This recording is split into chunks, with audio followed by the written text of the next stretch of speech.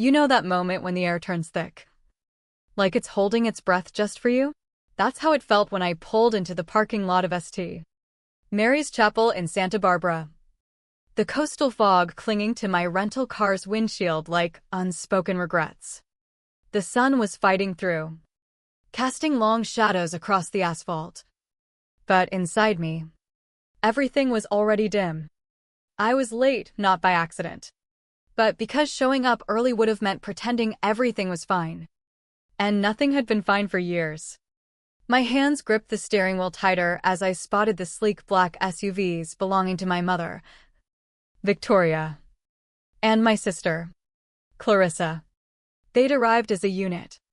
Of course. Always the picture-perfect front. I killed the engine and sat there, staring at the chapel's arched doors, feeling the weight of the beige dress my mother had insisted on. Don't wear black, she'd snapped over the phone. That's for the immediate family. You'll just draw attention. Attention. As if I'd ever been allowed any. Stepping out. The salt-tinged breeze hit me like a whisper of warning. Laura Reynolds, that's me. The one who'd always been the quiet caretaker. The invisible thread holding things together. But today, at Grandfather Henry's funeral, I felt like a ghost haunting my own life. The chapel doors creaked open, releasing a wave of lily-scented air that mixed with polished wood and suppressed grief. Inside, the pews were filled with black suits and pearls.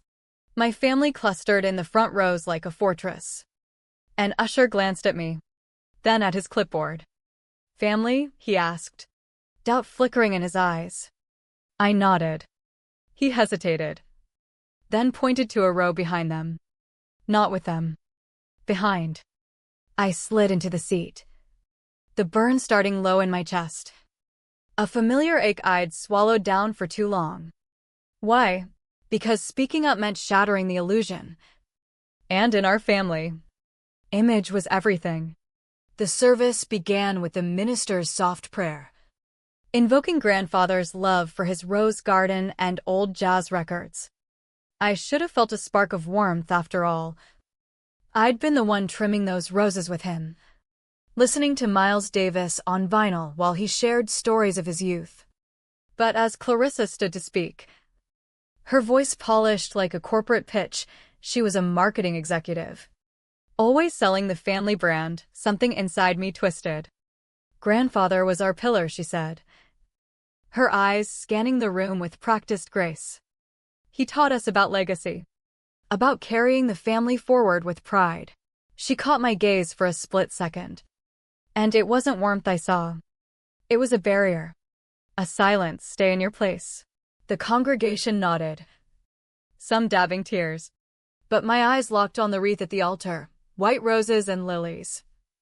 Ribbon reading, with love from Victoria, Clarissa, and family. No Laura. Not even an initial.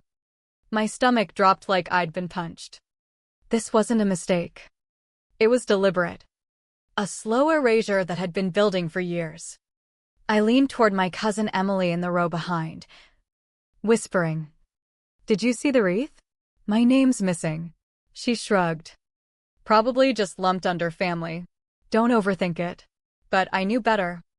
This was the pattern, the Christmas where my gifts were afterthoughts. Tagged in hasty red ink, the family brunch invite followed by a private text uninviting me, the Mother's Day where I was told my presence would stir things up. Always excused as oversights. Always leaving me questioning my own sanity. Was I too sensitive? Too needy? No. This was calculated. A rewrite where I didn't fit the narrative. During the hymn, heads bowed. But I kept mine up, staring at grandfather's casket, whispering under my breath. You saw me. You always did. The service ended. And as people filed out, I lingered by the photo collages. There, in the group shot from his 85th birthday, the one I'd helped organize, I was gone. Not cropped awkwardly. Simply absent. Like I'd never been there. Holding the cake. Smiling in the sunlight. The annex hall buzzed with forced cheer, lukewarm coffee, and catered sandwiches masking the grief. Jazz played softly, a nod to grandfather, but it felt mocking. I picked up a program, Deepest Love from Victoria, Clarissa, and Family. Again. Know me. Clarissa held court by the fireplace, her husband Ethan beside her, recounting a fabricated story of grandfather's last words to her. But I'd been there, holding his hand in the hospital when words failed him, when all he could do was squeeze mine. I approached the memorial table, pulling a note from my pocket, "Thank you for seeing me when no one else did." As I placed it, Victoria's voice hissed behind me, "Don't. This isn't about you." Heads turned. She flashed a smile at a passerby, leaving me frozen. The note tucked back away. The rejection stung. But it fueled something deeper, a quiet rage simmering beneath the surface. The kind that doesn't explode yet, but builds like pressure in a fault line. I retreated to a corner table, sipping water to steady my hands, watching the charade. People whispered stories of grandfather, glancing past me like I was staff. One even asked if I was with catering.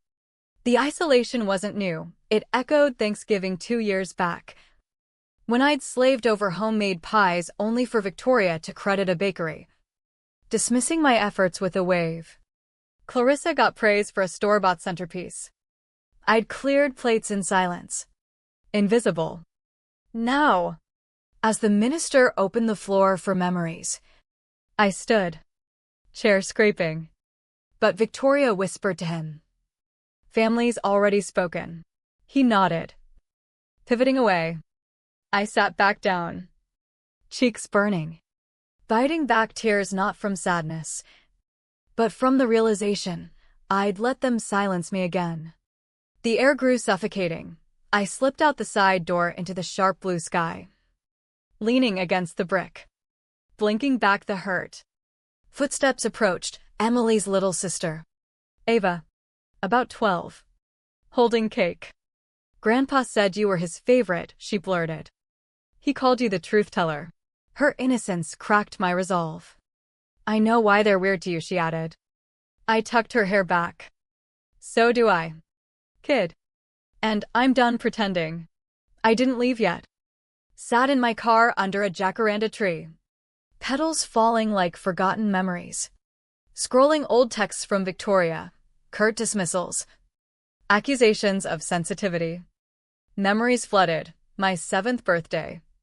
Paper crown wilting as gifts went to others. Mine a card calling me, our little helper. The beach photo where I was cropped out.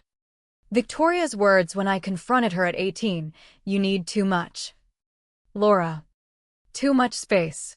A maintenance worker tapped my window, checking if I was okay. I nodded. But inside, I opened my notes app, erased from photos. Wreath. Programs. Pattern confirmed. This wasn't gaslighting myself anymore. It was evidence. Through a cracked window, I overheard Victoria. She was always difficult. Her father indulged her too much. Father, gone years ago, but still a scapegoat for their disdain. This wasn't neglect, it was intentional rewriting. I shut my car door with finality. Grief turned to resolve. Silent war had begun. Slipping back into the chapel as the luncheon started, I hid in the last pew, witnessing the slideshow, images of grandfather with Clarissa. Family events sans me. Clarissa narrated a final walk in his garden, her hand in his words of legacy to her.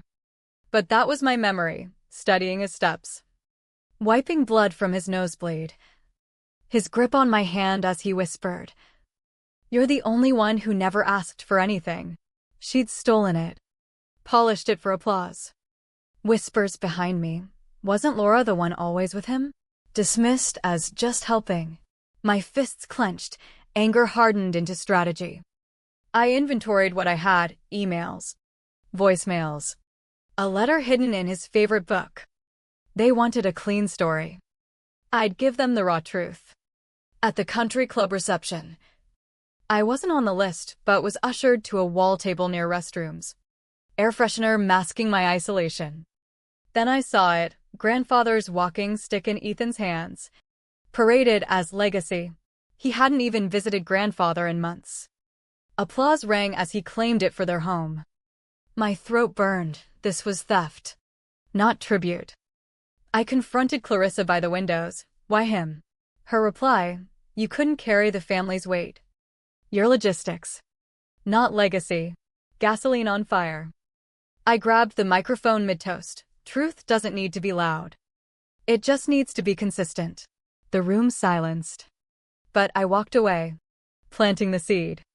Back in my car, I discovered a deleted voice memo, grandfather's words about the stick for me. But I'd emailed a backup. His voice, for Laura, who carries strength quietly. They'd tampered with my phone during planning. Rage calcified. At the final legacy event, their video tribute erased me again. Clarissa's narration claiming his mantle. I plugged in my flash drive. His voice boomed, naming me heir to the stick. Gasps. I placed the Real stick, initials carved on the table. Remember the truth as he left it. No one stopped me. Outside. A message. I have the photo they denied. Arthur. A family friend. Sent it. Me with grandfather. Stick in hand. He confessed. Victoria said not to confuse the narrative. Cowardice. Not just malice. I posted it all online. Audio. Photo. Essay. Comments poured in, validating what I'd endured. Clarissa faced ethical review at her foundation. Victoria's calls went unanswered. Messages from relatives we didn't know, but they had. A child's innocent question at brunch exposed Clarissa's lie. Victoria wore my lost necklace in photos, another theft. No public callouts, just slow burn of consequences. Her circle shrank. An invitation's mounting. In the attorney's office. I archived everything legally, make the record mandatory. At Victoria's door. I returned the stick in folder. Now it's your mirror. Clarissa accused me of dragging it out. This is balance, I said. Walking away. The site I built for grandfather's unedited truth went viral quietly. As I drove north along the coast, Arthur messaged, found more. But I pulled over. Journal in hand, my story starts anew. The ocean whispered freedom. Silence had been my cage, truth. My release. The price? A family shattered. But a self-reclaimed. And that, in the end, was worth every unspoken wound.